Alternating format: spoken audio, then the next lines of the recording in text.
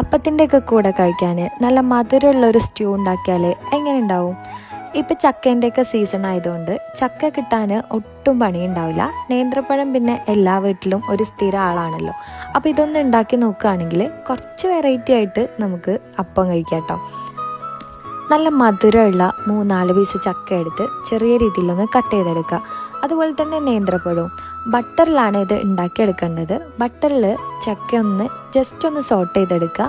അതൊന്നായിക്കഴിഞ്ഞാൽ നമ്മൾ നേന്ത്രപ്പഴം എടുക്കുക. ഞാൻ ഒറ്റ പഴം എടുത്തിട്ടുള്ളൂ കേട്ടോ. അതൊന്ന് നന്നായിട്ട് വഴറ്റിയിട്ട് മാറ്റി വെച്ചിട്ട് കുറച്ചും കൂടി ബട്ടർ ചേർത്ത് നമ്മുടെ ഷുഗർ ഒന്ന് മെൽറ്റ് ചെയ്തെടുക്കുക. മെൽറ്റ് ചെയ്ത ഷുഗറിലേക്ക് തേങ്ങേൻ്റെ 2ാം പാൽ ഒഴിച്ച് നന്നായിട്ടൊന്ന് ചൂടായി വരുന്ന സമയത്ത് നമ്മൾ ഈ വഴറ്റി വെച്ചിട്ടുള്ള ചക്കയും നേന്ത്രപ്പഴമൊക്കെ ഒന്ന് ഇട്ട് കൊടുക്കുക. തേങ്ങാപ്പാലും ഈ ചക്കയൊക്കെ ഒന്ന് ചൂടായി വരുന്ന സമയത്ത് നമുക്ക് കുറച്ച് ഏലക്ക പൊടിച്ചിട്ട് അതും കൂടെ അതിലേക്ക് ചേർത്ത് കൊടുക്കുക.